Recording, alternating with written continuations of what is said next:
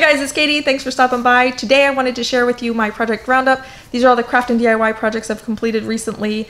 My last project roundup was in January. I will link that video down below if you want to see what I made in January. But what I show you today is things that I've made in February and in March. And I think before that, my last project roundup was in December. So I'm on a roll. I've had 3 project roundup videos in the last 4 months, which is crazy because I think the whole year before that I had like 1.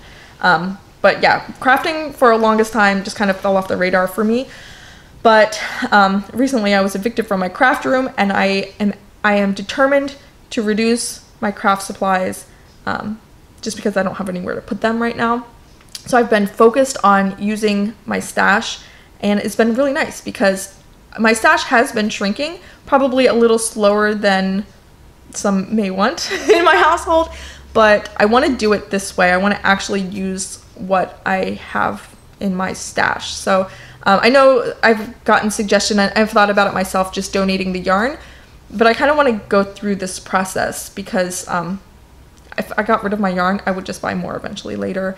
And also it's kind of forcing me to craft. So it's been really nice because like my goal in mind is to take 5 bins of yarn and turn them into 4 bins of yarn. So it relieves a lot of pressure on what I'm doing and what I'm keeping. Like I don't want to keep anything. So I get a ball of yarn and I have to figure out something to do with it, and then I do it. Instead of just saying, oh someday, and then it just sits there. And then, you know, days and weeks go by where I haven't picked up a crochet hook for weeks and weeks and weeks, or months and months and months, which happens quite a bit. I'm just always working on something because after this ball of yarn is finished, I have this ball of yarn, and then after this ball of yarn is finished, I have this ball of yarn. So it's kind of been nice in that way. I've been crafting quite a bit. I have a whole like chair full of things to show you, which is nice. So anyway, I'm just going to jump in and show you what I've been making. I went through quite a bit of my acrylic yarn. I made some hats, I made some scarves, I worked on a scrap afghan, and I do have quite a bit of acrylic yarn left. But it's kind of like set aside for projects that have like a project in mind. But as far as like just the odds and ends bits of yarn, that's actually been reduced quite a bit. So what I did was I kind of switched gears and I pulled out my bin of cotton yarn because I have a whole other bin that's all cotton yarn.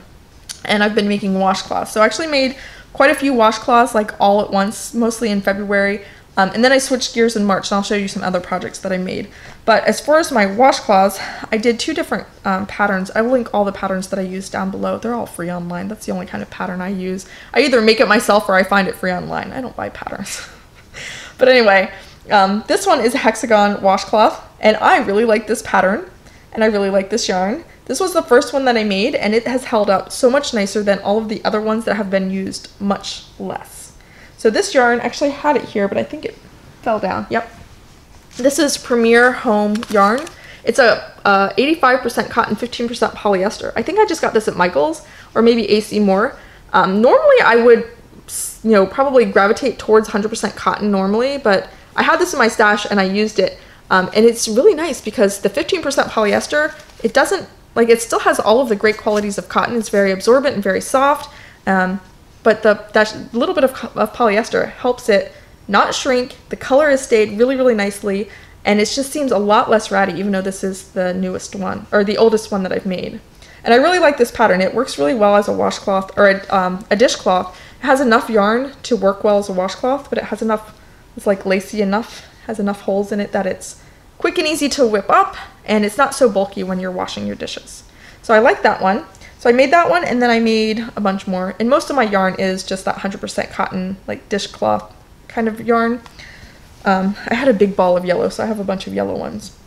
But the regular cotton yarn, they shrank down quite a bit. So this yellow, like I said, I had a big ball of yellow. I do like yellow for kitchen things because it's not white, so the stains hide a little bit. But I do like lighter color washcloths. I feel like when I'm rinsing them out, I can make sure that they're clean. But anyway, I did a whole bunch of those ones. And then one thing I don't like about the hexagon washcloths is they're kind of awkward to fold to put into the drawer where I keep them. So I wanted to make some square ones. So I just made some corner to corner ones, and these are all the same.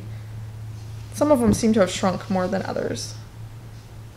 But yeah, these are corner to corner. So you just start in one corner and you increase till you get it as wide as you want, and then you decrease.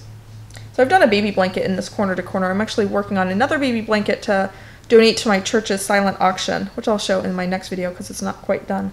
But I really do like corner to corner, especially if you're doing something like with scrap yarn or like yarn out of your stash, because you can just make it as wide as you want. You don't have to determine from the beginning how wide it's going to be, like you do if you're doing rows. So, and you can do squares or rectangles with the corner to corner. And there's really cool people do like graphs and do like pictures in their corner to corner. I haven't done that yet.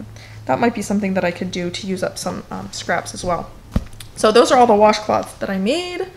I actually kind of put a stop to making them. I have, like I said, a ton more cotton yarn, but I've actually been using these, and the drawer where I keep my washcloths won't hold anymore, so I stopped. But I do want to start again and make a bunch more so I can give them as gifts or something like that, donate them, something like that. But I kind of switched gears because there was a few other projects that I wanted to make. So I did this, which is also corner to corner. Like I said, when I craft, it's at the end of the night and I just have like a little bit of time. So I don't do anything that's really causes me to like look at a pattern or anything. Like I do a lot of things just from memory.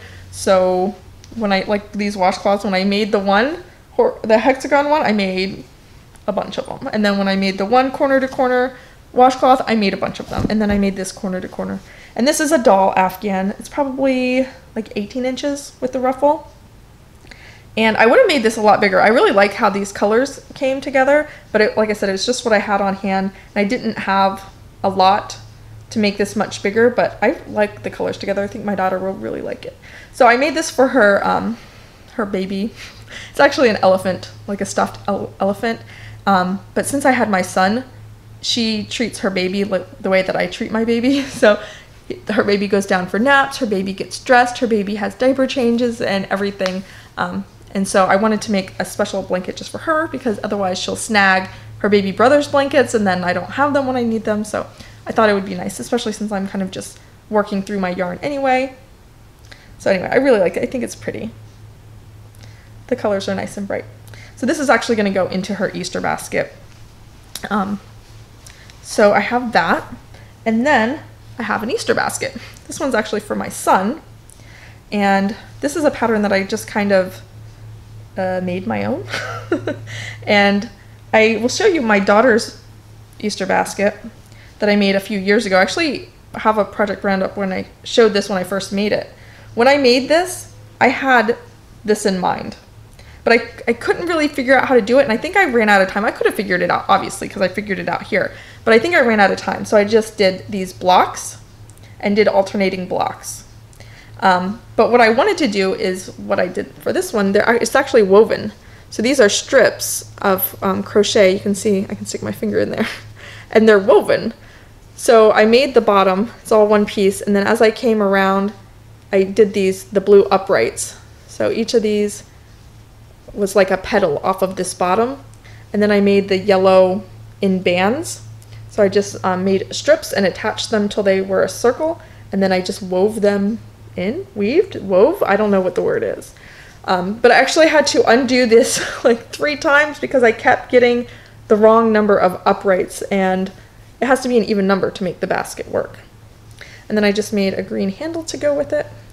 And now that I see it, I kind of wish I did a 3rd layer so it would be a little bit deeper, but it'll work.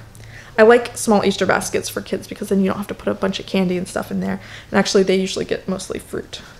But this one I made for my daughter, so I wanted to make, you know, a similar sized one, but that's going to be their Easter baskets. Okay. And then the last thing is I have some soap. I made 3 batches of soap. It's all kind of in here. I keep it in this cardboard box to cure, and as I brought it up and sat it here, they all fell down. So it's kind of a jumbled mess in here. But I did 3 different batches of soap. I know I filmed at least one of these. I might have filmed 2. But I need to edit them. It's a lot of footage. When I do my soap making videos, I just turn the camera on and just film, and then I cut it down later because I'm working with chemicals and it's all time sensitive and things like that. So it's a lot of footage to go through. But I know I have at least 1 video on this rainbow swirl soap, and this soap did not turn out how I wanted it to, but I do like it still. And each bar is a little bit different, so I'll give you a few different peeks into that one. Some more. And these ones I cut with the crinkle cutter. And these have a cool citrus basil fragrance to them. And these ones are made with olive oil, palm oil, and coconut oil. It's kind of my basic. I either do coconut oil, olive oil, and palm oil, or coconut oil, olive oil, and tallow. And I just do like a third of each.